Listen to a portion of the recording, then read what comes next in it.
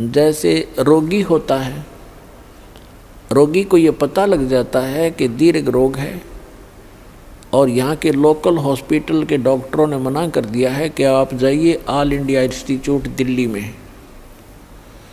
तो वहाँ जब ये डायरेक्शन मिलकर इंसान जाता है तो वहाँ चाहे प्रधानमंत्री हो और चाहे कोई फैक्ट्री मालिक हो, कितना उच्च पोस्ट प्राप्त व्यक्ति हो, उस समय उसको अपनी जान दिखाई देती है, अपनी पोस्ट पद दिखाई नहीं देता। डॉक्टर कहता लेट जाइए, वो तुरंत लेट जाता है। डॉक्टर कहता ये कपड़े निकाल दीजिए, तुरंत निकाल के रख देता है।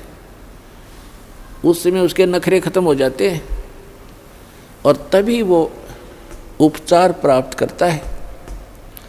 जब तक डॉक्टर के आज्ञा का पालन करता रहे, चाहे कुछ भी कहे वैसे ही, जहाँ लेटने को कहे वहीं लेटना पड़ेगा, जहाँ बैठने को कहेगा वह बैठना पड़ेगा, और कहेगा मुंह खोल सांस तेज ले, वो सारा कुछ करना पड़ेगा। तो तभी वो अपना उपचार करवा पाएगा। तो ठीक इसी प्रकार जब आप सतलोक आश्रम बरवाला की तरफ आवें, संत मिलन को चालिए तज माया अभिमान, और जो जो कदम आगे रखे ओ हे यज्ञ समान, तो आपको इतना पुण्य मिलता है यहाँ आने का। आप क्योंकि संत है नहीं पृथ्वी पर कोई, संत मिलन को चालिए, संत की तरफ चलने मात्र से इतना लाभ है, फिर यहाँ के किक लाभ होगा वो तो गिनती नहीं हो सकती। अब जब तक अभिमान है ये प्राणी उभर नहीं सकता। एक नित्यानंद नाम के संत हुए हैं, नित्यानंद नाम के।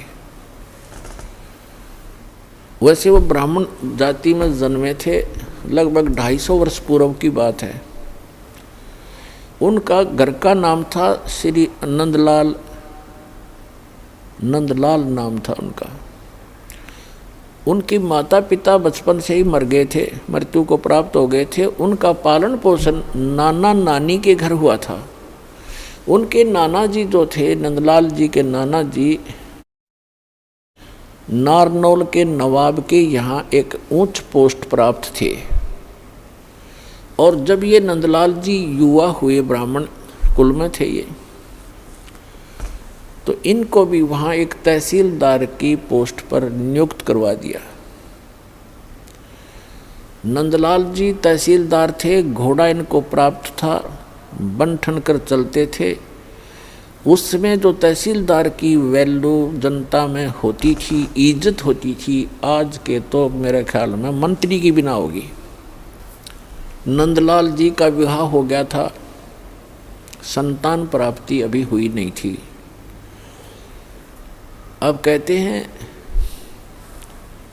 न जाने कब भाग्य उदय हो जाता है प्राणी का।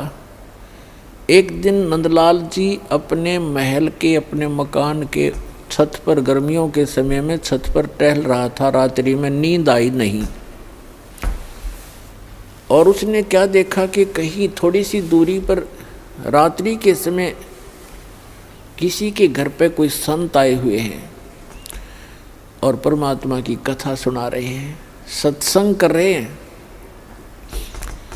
अपन आत्माओं पिछले जब से होते हैं पूर्ण हंस मुराद, ये पिछले संस्कार होते हैं जो आदमी परमात्मा की तरफ आत्मा आकर्षित होती है। उसने सारी रात सत्संग सुना, नींद और ख़त्म होगी। कुछ तो परमात्मा की दया उस पर हुई कि वैसे नेचुरल नहीं आई नींद, और वो ज्ञान सुना, वो सत्संग सुना कि मनुष्य जीवन किस लिए प्राप्त होता है, इसको हम कैसे व्यर्थ कर रहे हैं। चाहे प्रधानमंत्री बन जा, यदि भक्ति नहीं है तो व्यर्थ है ये जीवन इसका। अगम निगम को खोज ले बुद्धि विवेक विचार, उदय अस्त का राज मिले तो बिन नाम बेगार। सत्संग के अंदर ये ज्ञान कराया जाता है कि जैसे कोई भी राजा बना है तो अपने पुण्य कर्मों से बना है, और भक्ति नहीं करता वो प्राणी अपने पुण्यों को, जो पूर्व जन्म के संग्रहित पुण्य हैं, उसके भाग्य में डिपॉजिट करके भेज रखा भगवान ने। उनको नाश ही कर रहा है, उनको खर्च रहा है। वो अब भविष्य की कमाई नहीं कर रहा है, भविष्य के लिए कुछ आगे का डिपॉजिट नहीं कर पा रहा है, केवल खर्च ही कर रहा है। परमात्मा क्या बताते हैं, अगम निगम को खोज ले बुद्धि विवेक विचार, उदय अस्त का राज मिले तो बिन नाम बेगार। पुराने समय की बात है, अब बातें याद आती वो पिछली कथाएं। एक 3 व्हीलर वाला था, बड़ा 3 व्हीलर जो पहले पेट्रोल के चले थे, हमारे गांव से और लाखन माजरा एक गांव है वहाँ तक 3 व्हीलर चला करते थे 2। उनमें से एक नहीं आया। एक दिन दूसरे ने पूछा कि कल क्या कारण हुआ, पहुँचे नहीं। तो उस 3 व्हीलर वाले ने बताया कि कल मैं बेगार में फंस गया था। बेगार क्या होती थी कि पहले पुलिस वालों के पास ये मोटर गाड़ियाँ नहीं होती थी। वो किसी भी जीप वाले को या किसी टेम्पू वाले को, उस 3 व्हीलर वाले को या 4 व्हीलर वाले को सामने खड़ा कर लेते थे थाने के आगे। कहीं रेड मारनी हो, किसी प्रकार की कोई भी उन्होंने कहीं जाना होता था अक्षेत्र में, तो उन्होंने पकड़ लिया पुलिस वालों ने, और सारा दिन उसको टिकन नहीं दिया। को 20 गांवों के अंदर पहुँचे, इधर उधर गए, और तेल भी उस 3 व्हीलर वाले ने अपने पल्ले से डलवाया, अपनी जेब से। तेल भी उसने अपनी जेब से डलवाया, और सारा दिन मनमाने 200 से 300 किलोमीटर का क्षेत्र तय कर दिया। आम आदमी तेनों दिखा दानो बड़ा स्पीड से चल रहा, बड़ी कमाई कर रहा होगा, कर रहा था अपने ही पल्ले से खर्च कर रहा था। तेल का भी कमाई तो थी नहीं उस दिन। तो उसको बिगाड़ बताते हैं। तो 3 व्हीलर वाले ने बताया कि मैं ऐसे ऐसे कल पुलिस का फंस गया था बिगाड़ में, और 200 रुपये का पेट्रोल अपनी जेब तक फूक का आया, कल कुछ चवन्नी मिली नहीं। उस समय के 200 रुपये आज के 20,000 रुपये, इतना वो खर्च हुआ उसका। तो पुण्यात्माओं, जो आज कोई भी उच्च पोस्ट प्राप्त है, कोई डॉक्टर है, इंजीनियर है, चीफ इंजीनियर है, IPS है, IAS है, जज लगे हैं, मंत्री हैं, मुख्यमंत्री हैं, प्रधानमंत्री हैं, या MLA MP बने हैं, या अन्य कोई अच्छे व्यावसायिक व्यक्ति हैं, धनी हैं, तो वो क्या करते हैं, जैसे परमात्मा उनके लिए बताता है कि अगम निगम को खोज ले, भविष्य के बारे में कुछ सोच और बुद्धि विवेक विचार। उदय अस्त का राज मिले तो बिन नाम बिगारे। पूरी पृथ्वी का यदि राजा हो, और तो छोड़ो सारे छोटे मोटे शासकों को, कहते हैं पूरी पृथ्वी का राजा हो और उसके पास ये सत्य भक्ति ना हो, अब उसकी चहल पहल न देखे, तो आदमी ने सोचा इस जैसा सुखी नहीं रही तो बड़ा ठाठ कर रहा है। और ठाठ तो कर रहा है लेकिन अपने जीवन को 12 बाट कर रहा है। पिछले जन्म के पुण्यों को अपने ही पल्ले से खर्च कर रहा हो चक्रवर्ती राजा बनकर, और भविष्य की कमाई उसकी बन नहीं रही, क्योंकि वो बेगार कर रहा है। बेगार तो बेगार वाले की इनकम नहीं होती, पर स्पीड पूरी होती है। राजा का पूछकर एक छोटी सी स्टेट के चीफ मिनिस्टर का शेड्यूल पूछ लो दिन का कितना का होता है। 6 तो मीटिंग अटेंड करेगा, फिर कोई MLA भागने को हो रहा है उसकी चिंता में, टेंशन में फ़ोन पर फ़ोन करेगा, और फिर इसी व्यवस्था में पूर्व जन्म के पुण्यों को नाश करके और हाथ झाड़ के चला जाता है। परमात्मा बताते हैं कि क्या मांगू कुछ थिर ना रहाई, और देखत नैन चला जग जाई। 1 लख पूत 1.25 लाख नाती, उस रावण के दीवान बाती। और कहते हैं कहे कबीर अंत की बारी, जैसे हाथ झाड़ कर चला जुआरी। ये प्राणी ऐसे जाता है जो सतभक्ति नहीं करता, केवल इस राजपाट या इस संसार के झूठे ठाठ को ही संग्रहित करने में लगा रहता है। जैसे जुए में हारा हुआ जुआरी हाथ मसलता जाता है, खाली हाथ जाता है, रोता पीटता जाता है। तो परमात्मा कहते हैं कहे कबीर अंत की बारी, जैसे हाथ झाड़ के चला जुआरी। ऐसे जाओगे सतभक्ति नहीं करते अब नित्यानंद जी अपने मकान की छत के ऊपर ये सब ज्ञान सुनकर विचलित हो गया, इतना प्रभावित हो गया, तड़फ उठी आत्मा कि क्या कर रहा हूँ मैं, और करना क्या चाहिए था। कुछ ब्राह्मण घर में जन्म, ब्राह्मण लोग परमात्मा को अवश्य याद करते थे, चाहे गीता के माध्यम से, चाहे श्री कृष्ण जी के रूप में, लेकिन पोस्ट प्राप्त होने के बाद इस जीव में अभिमान हो जाता है। आज से लगभग 250 वर्ष पहले ब्राह्मणों की एक बहुत विशेष रिस्पेक्ट होती थी समाज के अंदर, और ये सर्वोच्च कास्ट मानी जाती थी। इस कारण से भी अभिमान एक ब्राह्मण के घर जन्मे व्यक्ति में स्वाभाविक हो जाता था कि मैं ब्राह्मण घर में जन्मा हूँ, ब्राह्मण कुल में जन्म है। दूसरे फिर वो तहसीलदार की पोस्ट। अब ये दो जबरदस्त बाधा उसके साथ अड़गी। एक तो ये कि हम तो जगत के गुरु ब्राह्मण, और एक सिंपल संत कहीं बैठकर कोई ज्ञान सुना रहा है और बता रहा है कि गुरु बिन माला फेरते, गुरु बिन देते दान, गुरु बिन दोनों निष्फल हैं, चाहे पूछो वेद पुराण। राम कृष्ण से कौन बड़ो, उन्हों भी गुरु कीन, 3 लोक के वे धनी गुरु आज्ञा थी। उधर से ये बातें कचोट रही उसको कि गुरु के बिना बात नहीं बने, और उधर से वो कह रहा कि मैं तहसीलदार और ब्राह्मण, और कैसे जाके एक संत के सामने, सिंपल मैन के सामने अपना शीश नवाऊं, जाके कैसे नतमस्तक होऊंगा, नहीं जाऊंगा। फिर वो बातें याद आती हैं कि कबीर हरि के नाम बिना ये राजा रसब हो, माटी लदे कुमार के, और घास ना नहीं रह कोई। परमात्मा की वो बातें याद आती, सत्संग के वचन कि भक्ति नहीं करी तो जीवन नाश हो गया। और गुरु बनाने जाता है तो कुल के लोग क्या कहेंगे, ऊपर से तहसीलदार, और कैसे शीश निभाऊं जाके। अंत में पुण्यों की विजय हुई, पाप की हार हुई। उसके पुण्यों ने प्रभाव डाला, उसको सद्बुद्धि आई कि यहाँ किसी के घर में संत आएगा तो नाम नहीं लूँगा।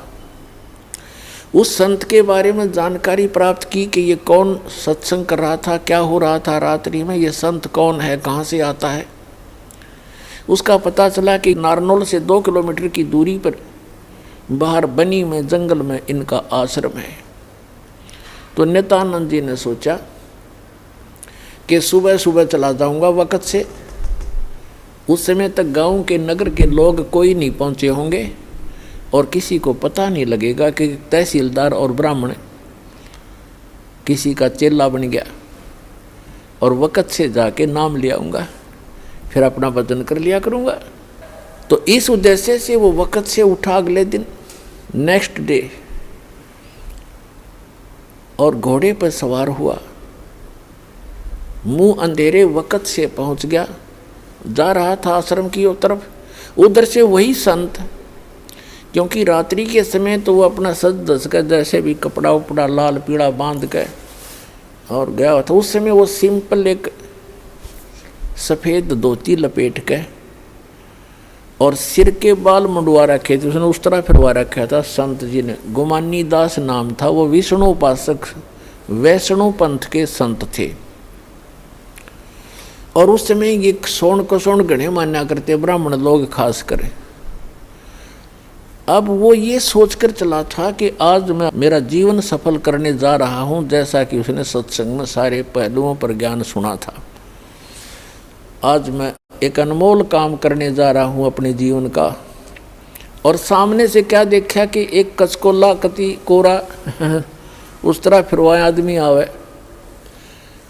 तो उसने अपने मन में जोड़ जुगाड़ किया कि देख ये कैसा मनुष्य व्यक्ति सुबह सुबह टकराया, मुझे मूंड मंडवा रखा इसका। क्योंकि मूंड तकरीबन ऐसे मंडवाते थे जिसका कोई मृत्यु हो जाती, उसको अपशकुन मान्या करते। तो फिर उसने सोचा भी वापस तो मुड़ूंगा नहीं, बार बार दाव लगे नहीं। तो उसने अपने ही सोच से क्या सोचा कि चल इस सोन को सोन के अपना कुछ जंतर मंत्र सोचा। उसने क्या सोचा, घोड़े के निकट जब वो व्यक्ति आया, शीश मुंडवा रखा था, जिसने मूंड मुंडा रखे थे, बाल कटवा रखे थे, उस तरह फिरवा रखा था, उसके निकट घोड़ा रोक के और सिर में मारे, ऐसे आंगली टोले मारा, टोले बोला रे नो टोले मारे ने, बोला मनुष्य तने आज जाना था मेरे आगे, मैं तो एक बहुत जरूरी काम में जा रहा था, तू कहाँ मर रहा सामने। अब वो संत उसके मुंह की तरफ देखे कि दिखे था सज्जन आदमी, और यू करे मेरे गल बकवाद, क्या करा इसने बता, शर्म टोले मारे मेरा। अब क्या बोला भाई, संतों के साथ तो एक दो रोज खसनिए आया करें जंगल में। वो संत उसकी तरफ देख कर चलता पड़ा। अब वो पहुंच गया डेरे में, वहाँ एक दो चेले रहते थे, उन्होंने देखा भी कोई अच्छा अफसर आ गया, घोड़े पर तो अफसर का ही आना होता है। वो नीचे उतरा, घोड़ा वृक्ष से बांध कर पूछा कि भी महाराज जी कहाँ हैं। उन भक्तों ने कहा जी आ जाओ बैठो, वहाँ बिछा दिया जैसा भी बिछोना होता है आश्रम के अंदर, अभी आने वाले हैं, स्नान करके घूम फिर के आएंगे। अच्छा, वो बैठ गया। अब संत जी घूमने गए थे, इस साइड से आगे दूसरी साइड से घूम कर नहा धो के, और वो आकर बैठे, निवासन था सामने, और सामने वो बैठा नित्यानंद कति। अब उनकी हुई आंख चार दोनों की। संत ने देखा ये तो घोड़े वाला वो ही है भाई जो मेरा टोले मार के गया था सिर में। अब नित्यानंद जी ने देखा ये तो महात्मा था वही जिसको मैंने रास्ते में छेड़ दिया था। अब नित्यानंद जी शर्मिंदा हो गया, नीचे न गर्दन होगी नो, ऊपर ने नाड़ करी नहीं, क्योंकि पुण्यात्मा थे। घना लज्जा गे और नीचे गर्दन कर ली नो, और चरणों में गिर गए। तो संत जी कहने लगे कि भाई देखो बच्चों,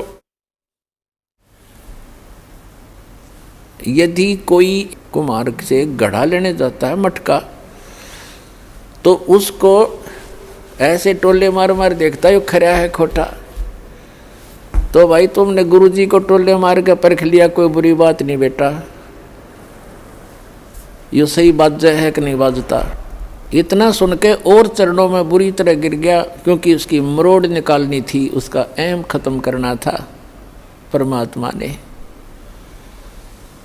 और करबद्ध होकर कहने लगा, हे मालिक मैं बहुत नीच आत्मा हूँ, और आप सचमुच संत हो, मैंने आपके साथ इतना अभद्र व्यवहार किया, आपने फिर भी मुझे सीने से लगा लिया। अब नित्यानंद जी के और हृदय में यह बात गहरी उतर गई कि भी सचमुच संत है, नहीं तो धमका देता, भगा देता, और नाम भी देता तो हृदय से ना देता तो मेरे आना भी विफल होता। तो संत ने कोई दुख नहीं माना, कोई बात नहीं बेटा, आपका उद्देश्य गलत नहीं था, मैं समझ गया था। जब तुझे यहाँ देखा तो मुझे आइडिया लगा लिया ये आदमी नेक है, ये कह ये रहा था कि मैं जा रहा हूँ शुभ काम के लिए, तू आगे काम मर गया। तो उससे भी उसने आइडिया लगा लिया कि आदमी खास है और प्यासा है भगवान का। तो नित्यानंद जी ने दीक्षा ले ली, और दीक्षा लेकर के फिर उसकी पत्नी ने विरोध शुरू कर दिया। इतना विरोध कर दिया कि उसको ये डर हो जाता है इन बहनों को अज्ञान के कारण कि कहीं ये घर ना छोड़ दे। लेकिन साधु संत जो होते हैं वो घर छोड़ने की नहीं कहते, और जो बुराई छोड़ कर भक्ति करने को कहते हैं। लेकिन उसको जैसे भी आसपास की औरतों ने भी पट्टी पढ़ा दी, ये तो बाबा बनेगा, ये तो घर छोड़ देगा, इतनी भक्ति करता है, रोज आश्रम में जाने लग गया। तो उसने उसके गुरुजी को भी अभद्र व्यवहार कर दिया उसकी पत्नी ने। तो उसने नित्यानंद जी ने देख लिया एक दिन, तो उसने प्रार्थना करी, परमात्मा या तो ये मार्ग नहीं याद दिलाना था ठीक से, अपने डले ढो रहा था, कर्म फोड़ रहा था, फोड़ लेता। और हे परमात्मा भी अब बात बन के खड़ी होगी, या तो इसने सद्बुद्धि दो, ना इसकी माटी संगवा लो परमात्मा, या तो इसको सद्बुद्धि दो कि ये भी मेरा साथ दे, भक्ति करे, अपना कल्याण करवा ले, और नहीं तो दाता इसने वापस ले लो, तेरी आत्मा ने, मुझे ज़रूरत नहीं संसार की। अब कुछ दिनों के बाद क्या हुआ, 5-6 महीने के अंदर ही उसकी पत्नी बीमार हुई, मृत्यु को प्राप्त होगी, उसने घर त्याग दिया। और यहाँ हरियाणा के अंदर एक जटेला जोड़ है, 4-5 गाँव की सीमा का ज्वाइंट है, इकट्ठा के वहाँ जंक्शन है। वहाँ एक बड़ा जंगल सा था, उसमें रहने लग गया। अपने आत्माओं, उस समय उस नित्यानंद जी को जब ज्ञान हुआ, उसका नाम नित्यानंद रख दिया उस संत ने, नंदलाल से बदल कर, तब वो नित्यानंद नाम से प्रसिद्ध हुए। तो नित्यानंद जी ने फिर क्या कहा है कि ब्राह्मण कुल में जन्म था, मैं करता बहुत मरोड़, और गुरु गुमानी दास ने दिया कोबद गढ़ तोड़। कि मैं ब्राह्मण कुल में जन्म होने के कारण गणाभिमानी आदमी था, और गुरु गुमानी दास ने, उनके गुमानी दास नाम थे गुरु जी का, कि गुरु गुमानी दास ने यो दिया कोबद गढ़ तोड़। ये कोबद का किला था, मान बढ़ाई अहंकार, और जब तक इसका नाश नहीं होगा इतना भगवान मिला नहीं। सिर सौंप्या गुरुदेव को, सफल हुआ ये शीश, नित्यानंद इस शीश पर आप बसे जगदीश। अब क्या बताते हैं, नित्यानंद जी कहते हैं सिर सौंप्या गुरुदेव को और सफल हुआ ये शीश, नित्यानंद इस शीश पर आप बसे जगदीश।